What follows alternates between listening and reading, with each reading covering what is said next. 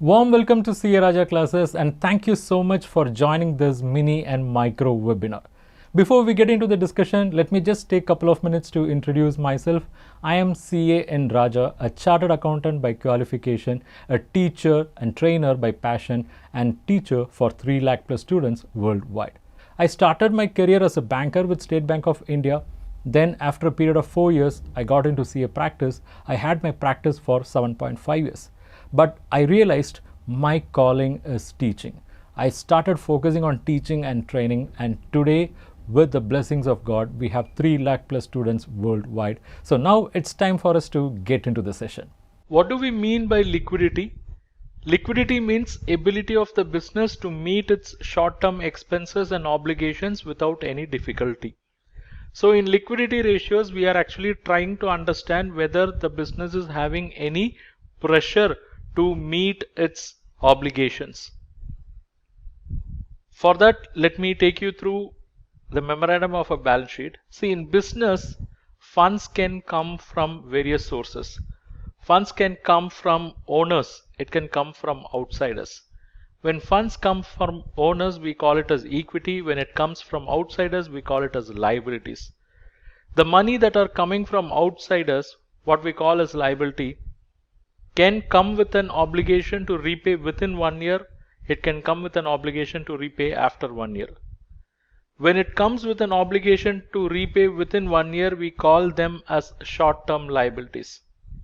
So these are all the money you have raised, maybe in the form of cash credit or overdraft or advance from customers, and you have the commitment to either repay them or to deliver the goods in case of advances. So using this money, what you will do? You will create some assets, basically short-term assets. But if you look at the proportion here, the short-term assets are greater than the short-term liabilities.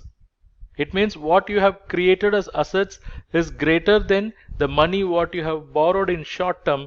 It means these assets could not have been created with just short-term funds. Some more funds have come in for creating these assets, and we call them as long-term funds. It's only because of that reason the short-term assets are greater than the short-term obligations. So what is the relationship of this scenario with the liquidity? It has. When short-term assets are greater than short-term liabilities, that business will have comfortable liquidity position. It means short-term liabilities are repayable within 1 year, and for repaying you need resources, and those resources are actually in the form of short-term assets. So if you want to repay 10 million and if you are having a short-term assets of 15 million, it means you are having resources of 15 million using which you can pay 10 million. We can say the liquidity position is comfortable. Okay. To understand this even more in depth, let's understand something very important now, that is fund utilization principle. Whoever attending this workshop, please take this principle to your heart, to your mind, and try to teach this to as many entrepreneurs as possible. Educate the entrepreneurs, whether you be a banking executive, a credit officer, or a relationship manager, or a chartered accountant, or cost accountant, or finance manager. Okay, this is very, very important because 95% of the business units have failed only because of not understanding this principle. Only 5% of the business units are failing or becoming NPA or becoming sick company because of technology, because of marketing, sales, quality, HR, legal issues. Remaining 95% of the businesses, they fail because of one single reason, that is they have not understood how to utilize their funds. Let me take you through. I said funds can come from owners and outsiders. And when funds come from outsiders with a commitment to repay within 1 year, we call them as short-term liabilities. And using those short-term liabilities, short-term assets can be created. But short-term assets is greater than short-term liabilities. It means automatically it gives rise to the understanding that a portion of short-term assets is funded by long-term funds. And what we can infer, the remaining long-term funds are being utilized for creating long-term asset. So in this way, we can break any balance sheet into these 4 compartments. But what's even more important is how these funds are going to be utilized. Short-term liabilities can be used for creating short-term assets. Good. Long-term funds, that is basically the composition of long-term liabilities and equity, can be used for creating long-term assets. Good. Long-term funds can also be used for creating short-term assets. That's ideal, because that's going to give the much needed liquidity comfort for the business. Whereas there is one thing which should never ever happen in any business. Never ever divert short-term funds for long-term purpose. Never ever divert short-term funds for long-term purpose. Because whoever have given money for short-term period, they are going to ask that money, they are going to ask you to repay that money in that short-term period. And if you are not going to meet that commitment, repay that in short-term period, then that becomes the beginning of end of your business. Because they will go for all the legal recourses available. Just imagine the short-term money was given by a banker in the form of a cash credit or overdraft, and it has become due for payment. He is demanding the payment, and when you look back, you don't have short-term resources because you have used that money in creating some land or building or plant and machinery. So it's sitting in the form of a long-term asset. So how long they will wait? If a banker, if the loan amount has become overdue, they'll wait for maximum 90 days. Then they'll declare the account as non-performing asset and they go for recovery measures, right? So that's why I say that becomes the beginning of end of a business. So never ever divert short-term funds for long-term purpose. With this understanding, let's move on to the first ratio, that is current ratio. I'll take you through 3 scenarios, but before that, let's look at the formula part. So how do we calculate current ratio? Current ratio is calculated as current asset divided by current liability. Current asset in the numerator, current liability in the denominator. What are current assets? These are all the assets which can be converted into cash within a period of 1 year. What are current liabilities? These are all the liabilities which have to be settled within a period of 1 year. Obligations got to be settled. And this is how scenarios should be for every business. That is, current assets should be greater than current liabilities. Let me take you through those 3 scenarios. Look at this. Scenario 1. Here you see current asset as 600. Let's say 600 million. Current liabilities as 300 million. So from this, what we can infer is this business has an obligation of 300 million to be settled within a period of 1 year, and for that they have corresponding resource, current asset of 600 million. It means they are having a comfort of remaining 300, so I call that as net working capital. So how I derive this net working capital? It is very simple. Current asset minus current liability gave me net working capital, and these net working capital are nothing but the long-term funds. So what we can infer is this long-term fund of 300 and short-term fund of 300 is used for creating short-term asset of 600. So that's one way of looking at it. The other way is within 1 year this business has to settle 300. For that they have resources of 600. It means they still have comfortable margin of 300. And now if I calculate current ratio, which is current asset by current liability, 600 by 300, I get the ratio as 2:1. It means for every 1 rupee obligation there are resources of 2 rupees. I repeat, for every 1 rupee obligation there are resources of 2 rupees, and that's why I say liquidity is comfortable here. Whereas in scenario 2, current assets are 300 and current liability is also 300, and if I calculate net working capital, which is current asset minus current liability, it's nothing. It means this entire current assets was created by current liability only. So there is no long-term fund contribution for creating this current asset. And if I calculate current ratio 300 by 300, I get it as 1:1. 1:1. It means for every 1 rupee of obligation, I have resources of 1 rupee. For every 1 rupee of obligation, I have resources of 1 rupee, but not all times this 1 rupee resource will come for rescue. There will be some issues that you will understand when we go through quick ratio. Look at the scenario 3. My current assets are 200, current liabilities are 300. So what does that mean? I have borrowed 300 with a promise I will repay within 1 year, but what I have created with borrowed money is only 200. So what happened to that remaining 100 which I have borrowed? I borrowed 300 short-term money. I am supposed to use that for short-term purpose, but instead I have used that remaining 100 elsewhere, where obviously for long-term purpose, because current asset is the short-term purpose. In current asset I could see only 200. So what happened to the remaining 100 that had gone for supporting the long-term purpose? And that is the last thing which I said in fund utilization principle.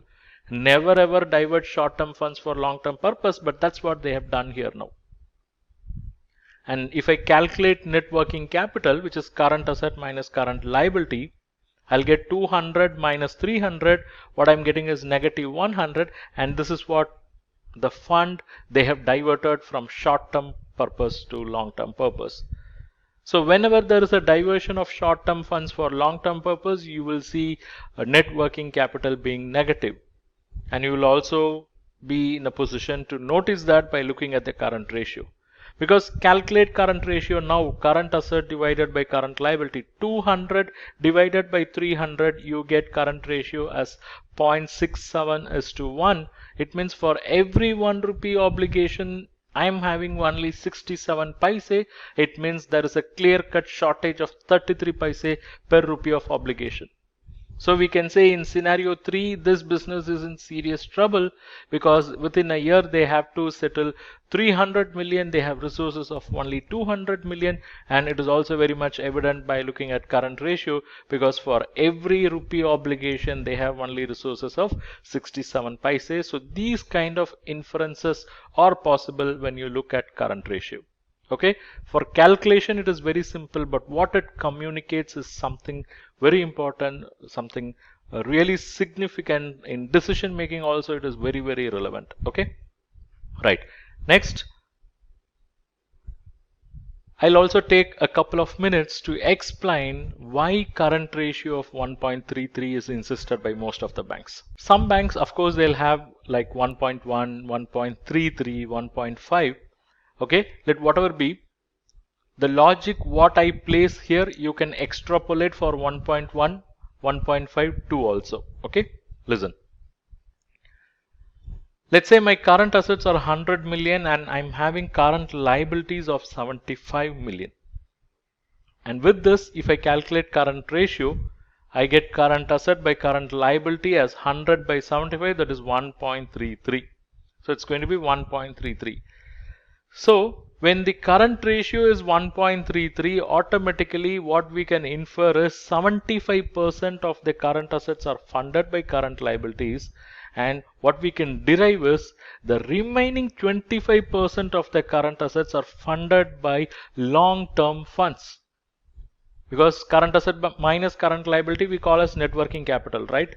And net working capital is nothing but the long-term funds which had come for creating this current asset. It means there is a 25% long-term fund contribution for creating this current asset, and this is what most of the banks stipulate as a sanction condition, basic sanction condition for releasing working capital credit facilities. For example, if you go and check back the sanction letter issued by your banks for cash credit facilities, generally the margin condition on inventory will be 25%. So it means 25% of the inventory have to be funded by long-term funds, right? So this 25% long-term fund contribution basically represents 25% margin condition stipulated by banks for working capital, and this is the logic behind 1.33. So when the current ratio is 1.33, the conclusion is 25% of the current assets are funded by long-term funds, which is in sync with the sanction condition the condition stipulated by the bank as working capital margin. Next, we'll move on to quick ratio, also called as acid test ratio. So look at this scenario so that you can understand this better. Current liabilities are cash credit 100, sundry creditors 200, whereas current assets are cash and bank of 100, stock of 100 and receivables of 100. Okay, so the total both sides is 300. So this is exactly our scenario 2 in current ratio discussion. This is what our scenario 2, and I said it might look like an ideal scenario, but this is not an ideal scenario. Okay, now why this is not an ideal scenario, even though the short-term funds are exactly used for short-term assets. This is not an ideal scenario because some of the current assets, say the stock, this stock will not be available when you need cash immediately, because you have to convert the stock into, let's say the stock is in the form of raw material, then you have to convert that as finished goods. Then you have to identify a buyer. Then if he insists on credit, again it will take its own time. Okay, so for that reason this stock is not immediately available. So what is our total current assets now? It's not 300, it is 200. So we call this as quick assets.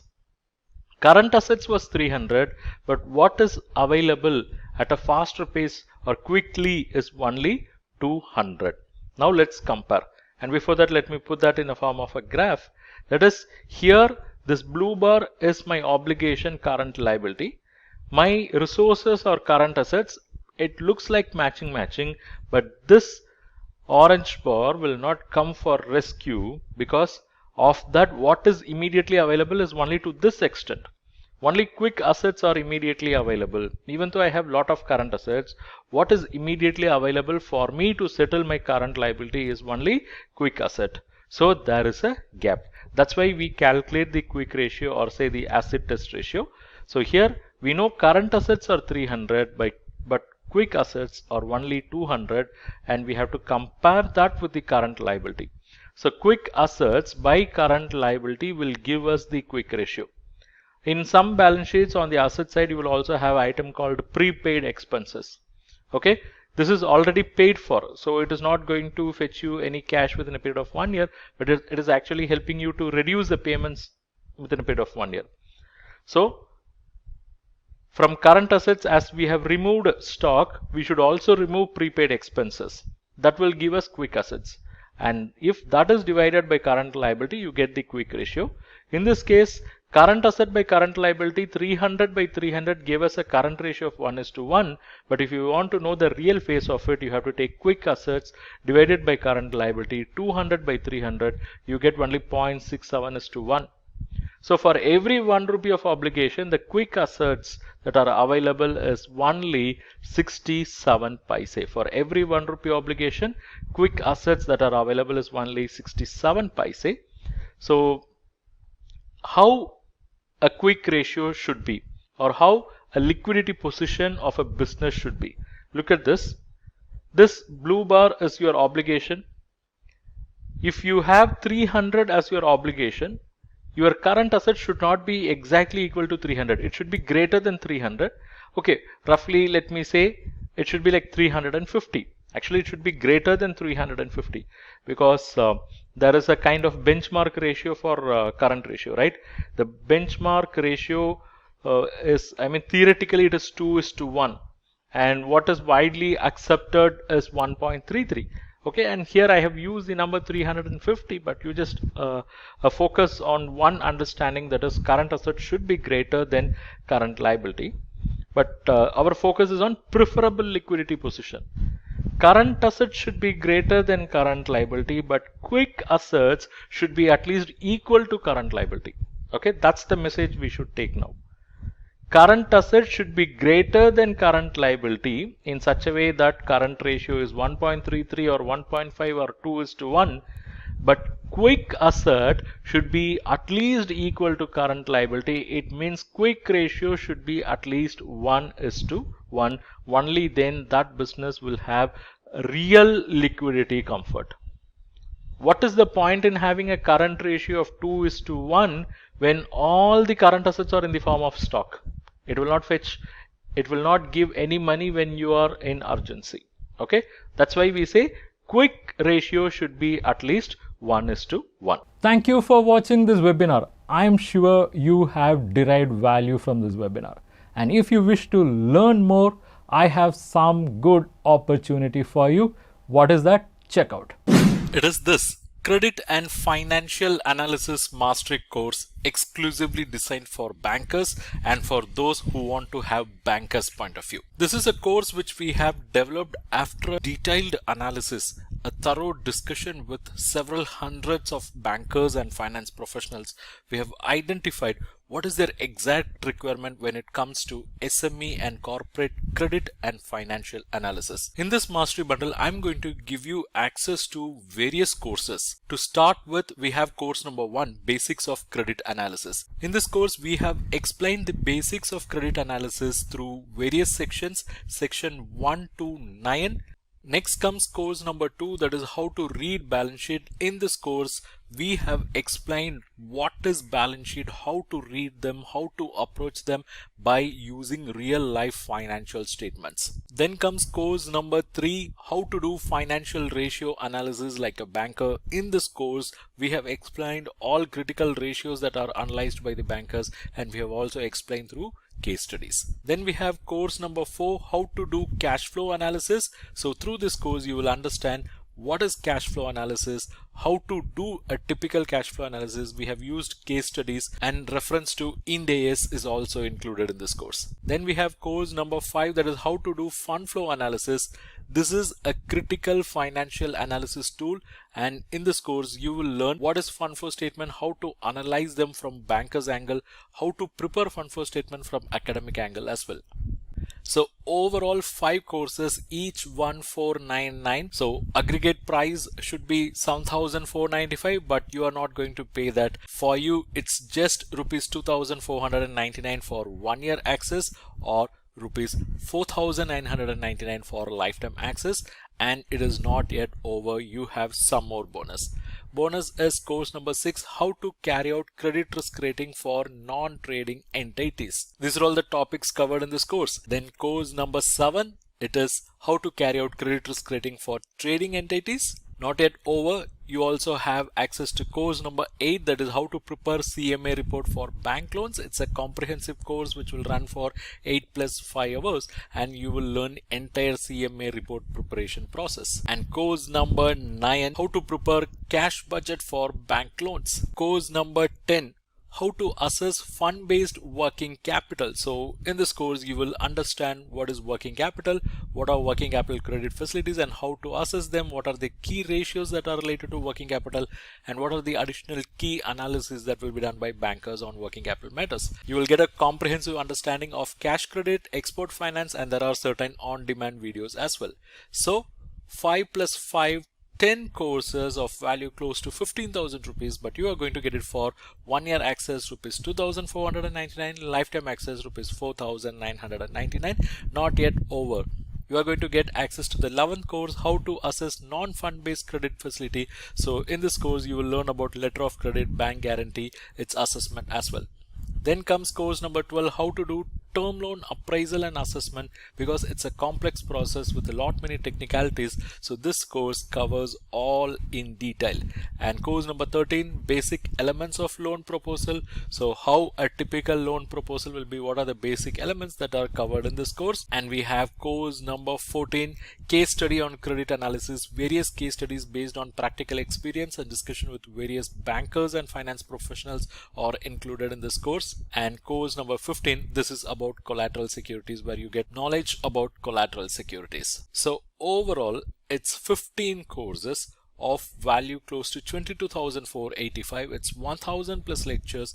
You can subscribe for 1 year access or lifetime access as you wish. These are all pre-recorded courses, so you can access them anytime as per your convenience. You can access them in mobile app or desktop, and for you the price is not 22,485, it is rather 2,499 for 1 year access or 4,999 for lifetime access. You can check the link in description where without using any discount coupon code, you can enroll at this discounted price because it's a discount applied link. And not yet over, you're also eligible for some more bonus. The bonus is access to various ebooks and e-resources. You are going to get access to various financial ratios ebooks, financial management related ebooks. You will get access to financial analysis related ebooks, credit analysis ebooks. Not yet over, you will also get access to other resources like test series, templates, audiobooks, video books, career guidance material, and a bonus resource. Check the link in description and enroll now.